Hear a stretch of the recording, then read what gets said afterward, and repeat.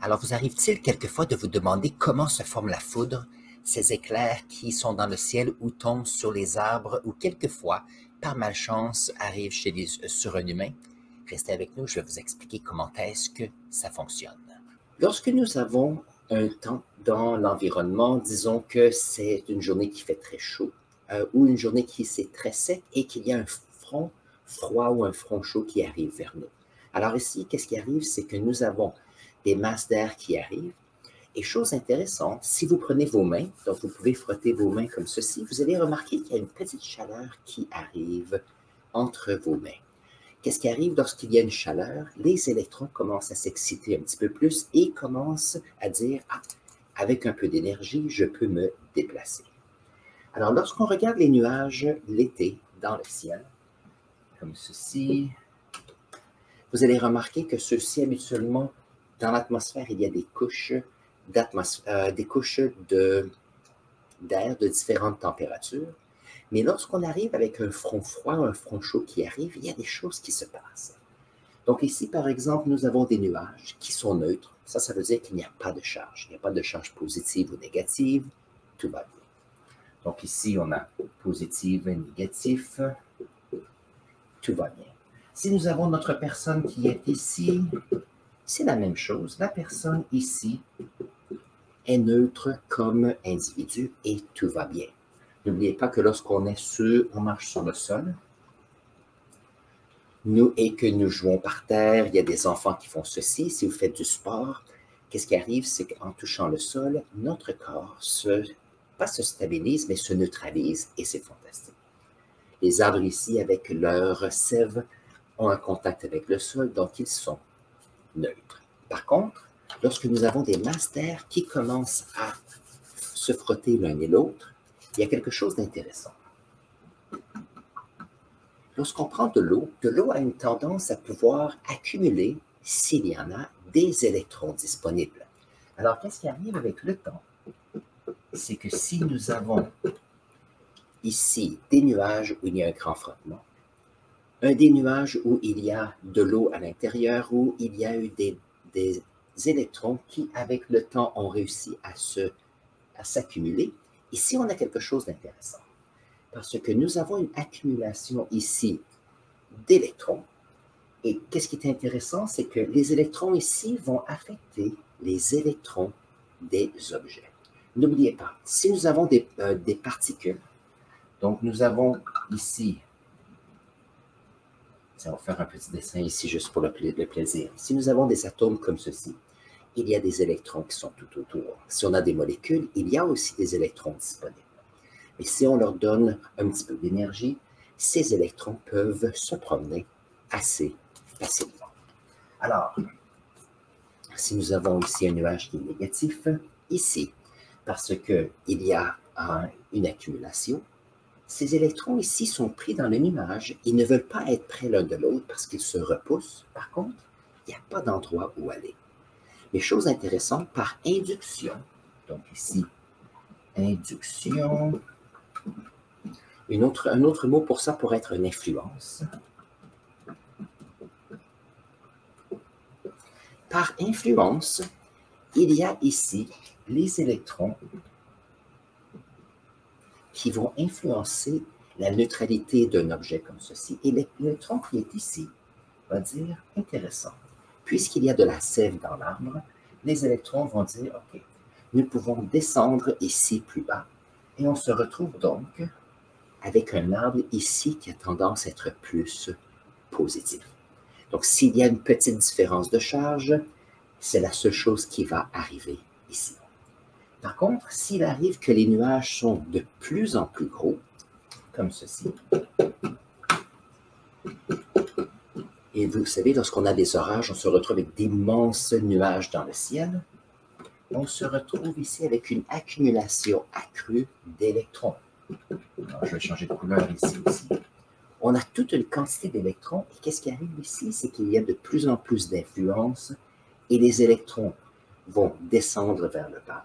Donc, d'une certaine façon, on se retrouve avec la tête d'un arbre qui est de plus en plus positif. Et la conséquence de cela, c'est qu'on a ici des petits électrons qui vont dire, OK, moi je ne veux pas être ici parce qu'il y a trop d'électrons. Et donc, les électrons vont sauter de gouttelette à gouttelette dans l'atmosphère, de particule à particule. Et s'il arrive qu'il peut trouver un petit chemin direct, à ce moment-là, on va se retrouver avec un éclair qui va tomber sur l'arbre ici. Donc ça, c'est la base de comment est-ce que nous avons ceci. Maintenant, bien sûr, il y a peut-être des personnes qui ont déjà remarqué que des fois dans les nuages, surtout lorsqu'ils sont très hauts, on peut se retrouver avec des parties qui sont plus négatives, mais il y a ici, qu'on pourrait dire, des influences entre des endroits qui sont négatifs et des endroits qui sont plus neutres dans les nuages, voilà. Et donc, c'est comme si certaines parties de nuages ont tendance à sembler plus positives. Et ça, c'est intéressant parce que si ça s'arrive, on se retrouve avec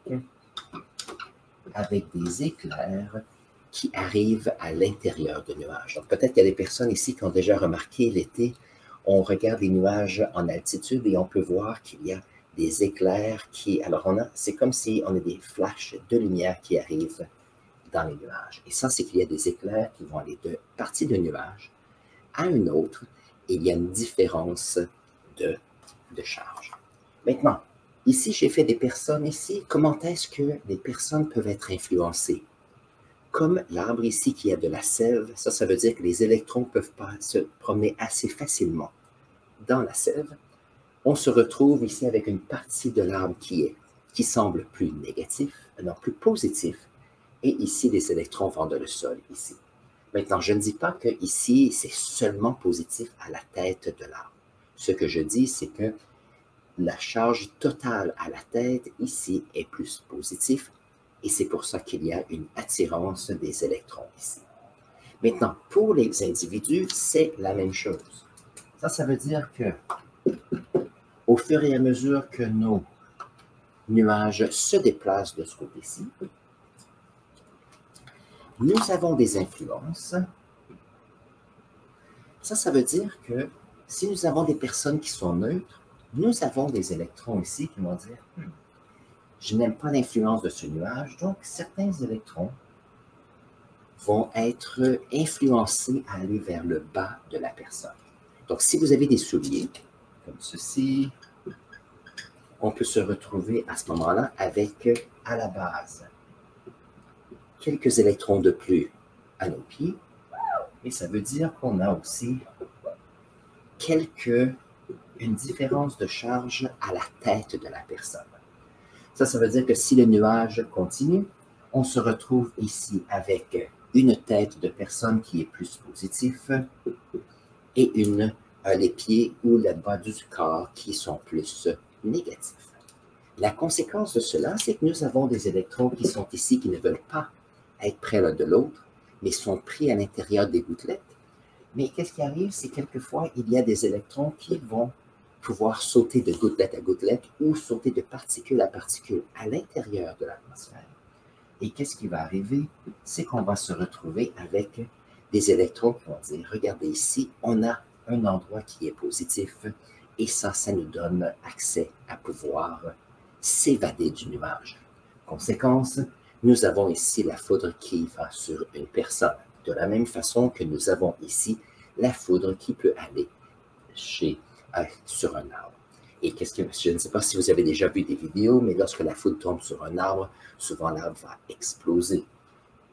Il y a des personnes qui, lorsqu'ils sont touchés par la foudre, ont des difficultés de santé, surtout parce que lorsqu'il y a une grande quantité d'électrons qui passent, ça entre en compétition avec les électrons qu'il y a dans le cerveau, pas les électrons, mais les influx électriques dans les neurones entre le cerveau et le cœur pour le faire battre. Donc, s'il y a compétition, le cœur se saisit comme ceci et quelquefois peut ne pas repartir. Alors, bien sûr, il peut y avoir des brûlures.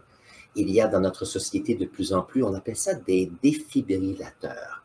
Dans les écoles où je suis, il y a des petites boîtes où si quelqu'un a un cœur qui arrête, c'est comme ça donne une charge électrique parce que si le cœur est un peu saisi comme ceci, si on a de la chance, pardonne, un autre petit choc électrique peut refaire une communication avec le cerveau et nous avons le cœur qui peut repartir. Donc ça, c'est important.